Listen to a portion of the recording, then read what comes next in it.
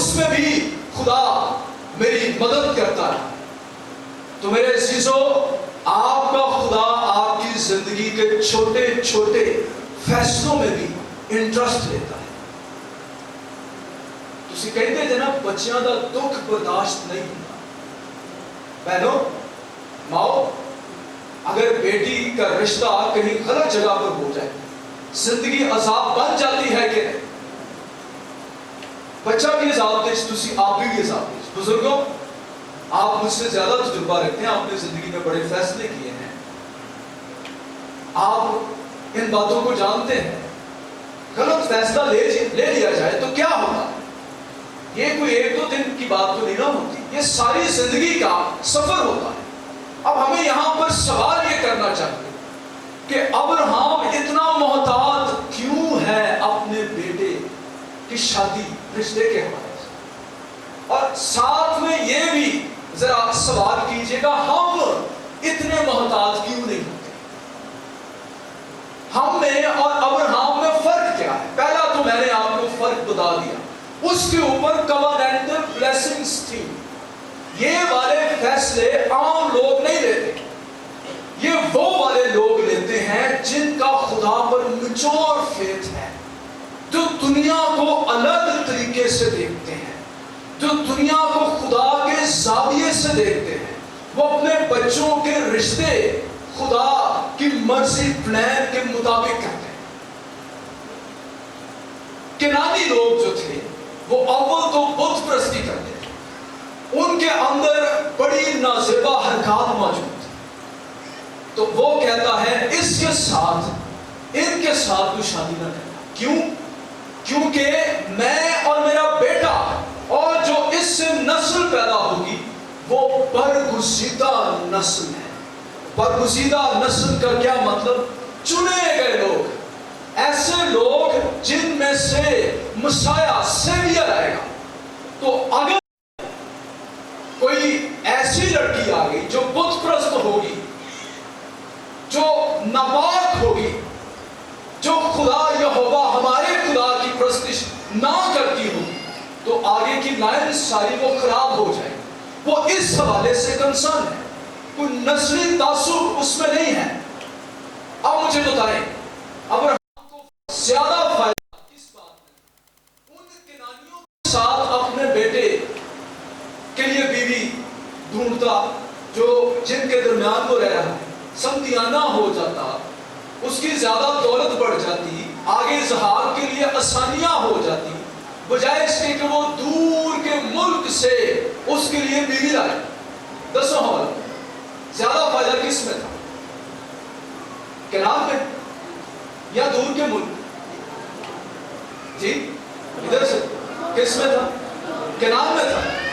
لیکن اس نے یہ چیزیں نہیں سوچی میرے بھائیوں میری بہنوں، اس نے یہ چیزیں نہیں دیکھی. اس نے یہ دیکھا کہ یہ میرا بیٹا وعدے کا فرزند ہے.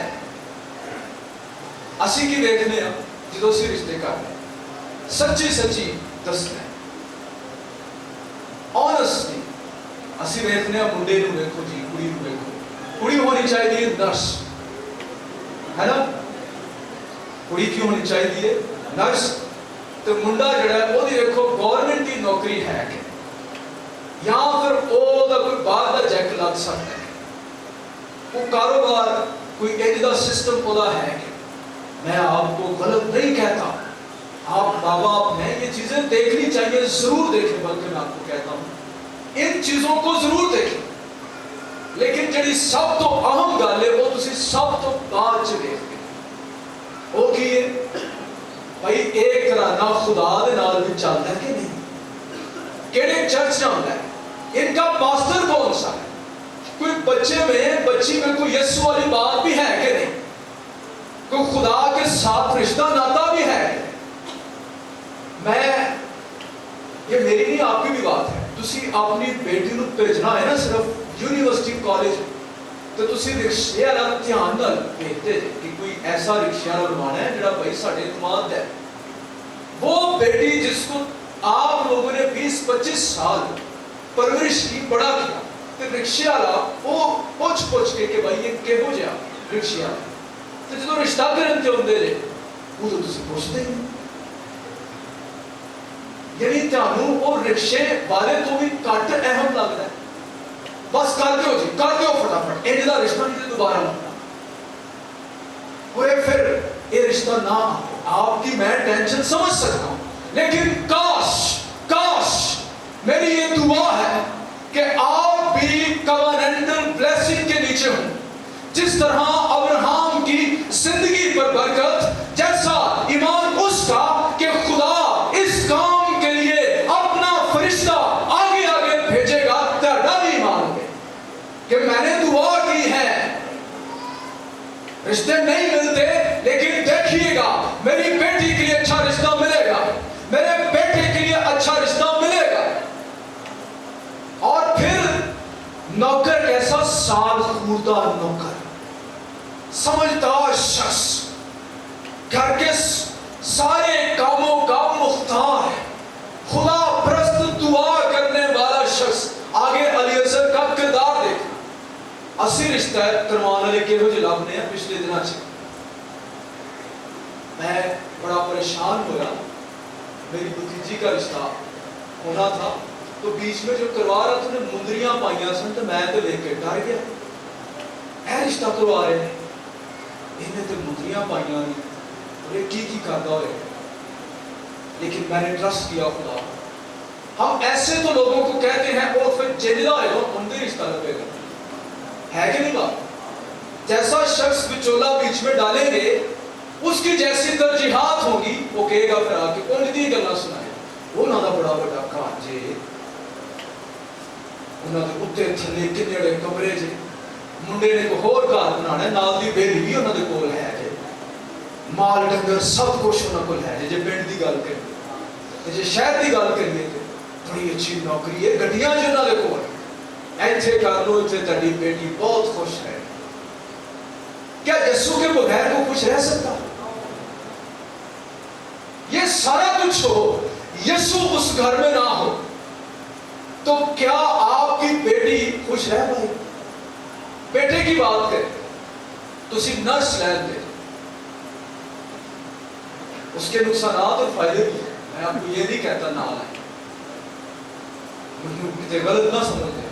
نرس کا رشتہ ملتا ہے ضرور کہیں. میں نے کہا یہ باتیں بھی دیکھیں, لیکن ایک ضروری بات, یہ صرف ہاسپٹل میں رہتی ہے کہ چرچ بھی جاتی ہے؟ یہ بھی سوال کرے نا. راتوں کو ڈیوٹیاں بھی کرتی ہے کہ راتوں کو کوئی دعا بندگی بھی کرتی ہے؟ کوئی ایسی بھی بات ہے؟ اور یہ باتیں ایسے ہی پتہ نہیں چلتی. میں حیران ہوتا ہوں بھائی, وہ آپ کی بیٹی بیٹا جس کو نازوں سے تم نے پالا, جو تمہارے گھر میں شہزادیاں ہیں, ایک 5-10 منٹاں چ اودا رشتہ کر چھڑ دے جی. ایڈی چھتی ایڈی کالی تنوں کالی پئی ہوندی ہے جی. کون پیچھے تیرے چڑھے؟ قیامت آ جانی اگو کی اگلا دن نہیں تنوں ملنا. وہ بھائی سوچ لو تھوڑا جہا, کوئی 4 شفیرے پوچھ لو تو کیا ہو جائے گا. کوئی ارد گرد پوچھو, پاسٹر بھی اس میں ڈالو, پاسٹر کو پوچھو بھائی یہ خاندان کیسا ہے, کوئی بات نہیں سمجھ میں آ رہا تو رد کر دو, اس میں کون سی بات. بچیاں بچاریاں دے ساتھ سکے ہوئے, وہ آپ کے بچے ہیں, آپ کے غلام نہیں ہیں. اس بات کو سوچو, تم ان کے مالک نہیں, تم ان کے مختار ہو. خدا نے تم کو یہ بیٹے بیٹیاں دیے ہیں, اصل میں وہ پوزیشن, وہ ملکیت تمہارے خدا کی ہے. خدا پھر پوچھے گا تیرا غلط فیصلہ کیتا سی نا, تیری میں سنگی ہونا یہ جی خدا کے کہ ہن مر دیے پھر رو دیے کوئی تو ٹھیک ہے, تو ہی رو, میں کیوں دس کرا. پھر دعاواں کرواندے نے, وہ تو مینوں اتنا دکھ ہوندا ہے. میں پوچھتا ہوں کس نے تیرا رشتہ کیا؟ سر دعا کرے میرا شوہر شراب پیتا. میں کہا تینوں پہنا نہیں سی پتا؟ نہیں, ادو تو فٹافٹ رشتہ کر دیتا سی. میں کہا تیرے ماں باپ کو بھی نہیں سی پتا؟ نہیں, انہوں نے بھی کسی نے نہیں سی پتا. تو میں کہا 10 منٹ میں کی کرا, ہوں صبر کر. وہ نہیں, تیرے لیے دعا کرنی چاہیے, خدا تینوں صبر دے. اگوں تیرے ماپے نوں اگر کوئی بہن بھرا تیرے ہے نے تے عقل دے, وہ بائبل کے مطابق کوئی فیصلے کرے. لکھا ہے نہ ہموار جوئے میں نہ جدو. آج کل ایک بڑی ہاٹ نیوز हमारा मसला 12 साल 13 साल की बच्ची, उसको कन्वर्ट कर दिया गया जबरन। मैं मानता हूं, लेकिन खबरें ये भी गर्दिश कर रही हैं वो उनके घर में आता था, उनका पता नहीं चाचा ताया क्या बना हुआ। तो बात कहां से शुरू हुई? माँ बाप से। क्यों आने देते? 12-13 साल की बच्ची, मेरी बेटी 10 साल, तो उससे कहो यीशु के बारे में, इनकार कर भी सुना। तुसी प्रैक्टिकल कर ले, मैं तो दावत है आगे मेरी बेटी को कहना यीशु का इनकार करो, अभी वो 12 साल की नहीं, वो नहीं करेगी, हरगिज नहीं करेगी, मरती मर जाएगी, करेगी नहीं, साइन नहीं करेगी, मेरे हाथ तोड़ दे, मैं साइन नहीं कर। 12 साल का बच्चा 13 साल का बच्चा यीशु की पहचान रखता है, लेकिन कब पहचान आएगी? जब अब्राहम की तरह का बाप भी कोई होगा। कब पहचान आएगी? जब सारा जैसी बीवी भी होगी, जब ये सारी बातें खुदा तरसी उनमें डाली जाएगी। भाई रूम की तारीख को पढ़ो, शहदाने रूम को पढ़ो, छोटे छोटे बच्चे उनको अखाड़ों के अंदर ले जाया जाता और उनको शेरों के सामने डाल दिया जाता, वो मरते मर जाते, लेकिन कहते कैसर तेरे सामने नहीं झुकना, तेरे सामने हम नहीं झुकेंगे, हम तेरे सामने कबूल नहीं दिलाएंगे, हमारा मालिक हमारा खुदावंद यीशु मसीह ही है। ये होते हैं ईमानदारों के बच्चे। अलीशा के वक्त में एक छोटी लड़की को नुमान कोड़ी असीर बना कर ले आया, है वो छोटी लड़की, लेकिन उसमें गवाही मौजूद थी। वो गवाही देती रही कि अगर ये नुमान कोड़ी इस्राएल में होता तो वहां पर एक नबी है जिसके वसीले से ये शिफा पा सकता था। ईमानदारों के बच्चों के अंदर गवाहियां होती हैं, उनका ईमान मजबूत होता है। बच्चे ते दूर दी गल उन्हां दे घर दे तोते, वो भी बड़े समझदार होंदे। एक आसीना उन्हां दा तोता सी, वो संडे वाले दिन उन्हें कहना शुरू कर देना, आज संडे है सब उठ जाओ चर्च जाना है, आज संडे है सब उठ जाओ चर्च जाना है। तो एक दिन उनके घर में संडे वाले दिन मेहमान आ गए, वो तोता बोली जाए आज संडे है चर्च जाना है, आज संडे है चर्च जाना है। आखिरकार वो तंग आके कहने लगे चलो भाई इसी तरह मिलन ऐसा मुझे नहीं बात पे करता, आओ चर्च। बच्चे तो दूर की बात है, ये बातें शुरू होती हैं हमसे, हमारा ईमान का सफर, गवाहियां, और जो ईमानदार होते हैं खुदा उनको अलीअज़र जैसे लोग प्रोवाइड कर ही देता है। मैं आपकी बेटी का जिम्मा लेता हूं, मैं आपके बेटे का जिम्मा लेता हूं, आप खुदा पर ट्रस्ट करते हैं, मिलेगा रिश्ता, क्यों नहीं मिलेगा? खुदा देगा। लेकिन आपको क्या ईमान रखते हैं? क्या लिखा है आपकी बाइबल में, जरा पढ़ें सारे। वो अपना फरिश्ता, अच्छा इतने से काम के लिए अपना फरिश्ता मेरे लिए भेजेगा, मेरी बेटी के लिए, मेरे बेटे के लिए भेजेगा। ये ईमान आपके अंदर होना चाहिए। अगली स्टोरी भी बड़ी मजेदार है। आगे बात आती है नौकर के ईमान की और उसके बाद रिबका की। बड़ा मजेदार बयान है कि उसने कैसे ये समझा। मैं अलीअज़र के किरदार को छोड़कर आगे फौरन रिबका के किरदार पर आता हूं। लंबा सफर था, थोड़ा बहुत अलीअज़र का किरदार बता देता हूं कि भाई आपने किस तरह का शख्स बीच में रिश्ता करवाने के लिए डालना है। ये जो सफर था तकरीबन 4 हफ्तों का सफर था, 10 ऊंट उसके साथ थे, लेकिन उसका भरोसा, वो अल्फाज उसके जहन में गूंज रहे थे कि मेरा खुदा अपना फरिश्ता तेरे आगे आगे भेजेगा। बेखौफ होकर सफर किया, दुआ करता है और कहता है मेरा काम बना दे। अब वो इसको पर्सनल लेता है। ओह जा नौकर दत्त कहना चलो मनु का चक्कर ला के आ जाना, मालिक को कहा कोई नहीं लगे। वो सीरियस दुआ करता है मेरा काम बना दे, और फिर उसके बाद सजदा करता है। सारा क्रेडिट वो खुदा को देता है। کہتا ہے اس نے میرا سفر مبارک کر دیا, میرے کام کو بنا دیا. وہ شرط خدا کے سامنے یہ رکھتا ہے کہ جو لڑکی نہ صرف مجھے پانی پلائے بلکہ میرے اونٹوں کو بھی پانی پلائے. اور جانتے ہیں ایک اونٹ کتنا پانی پیتا ہے؟ کوئی سائنس کا اسٹوڈنٹ, بیولوجی کا اسٹوڈنٹ, ایک اونٹ وہ 20 گیلن تک پانی پیتا ہے. تو یہاں پر کتنے اونٹ ہیں جی ذرا بولیے گا؟ 10 اونٹ. تو اب آپ غور کریں, 10 اونٹوں کو پانی پلانے میں کیا اسے 1 گھنٹہ لگا ہوگا, 2 گھنٹے لگے ہوں گے, مجھے لگتا ہے گھنٹوں لگے ہوں گے. اور الیعزر بھی چپ کر کے بیٹھ رہے, انہیں نہیں آکھیا چل تو دونوں پلا لے بس. وہ بھی کہتی ہوئی کہ بابا منو منی نہیں کرتا. لگی رہی وہ جب تک کہ 10 کے 10 اونٹ ان کی پیاس کی تشنگی کو اس نے بجھا نہیں دیا. وہ لڑکی بیٹھی نہیں ہے. اب کردار کیسا یہاں پر شو ہوتا ہے؟ یہاں پر پہل کرنے والا کردار ہے.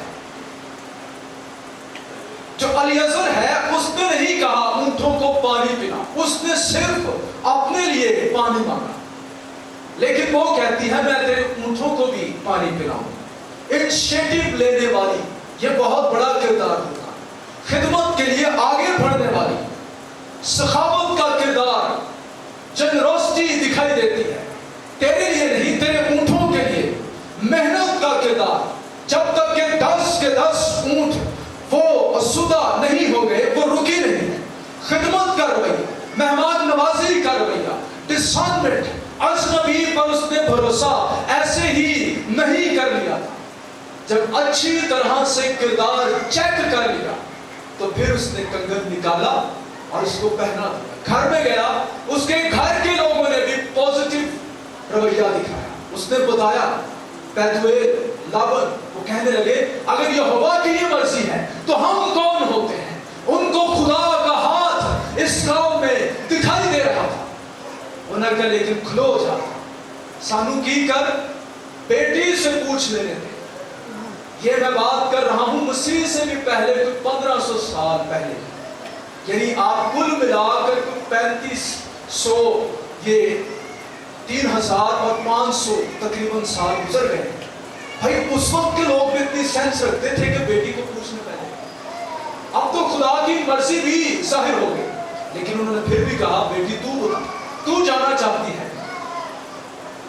اسی کہنے کوئی ضرورت نہیں بیٹی کو پوچھنے دی. اسی انہیں رشتے کیتے ہیں, ہون ساڑی عقل بند ہو گئی ہے, ہم نے سیت کو پوچھ کر ڈھونڈنا ہے.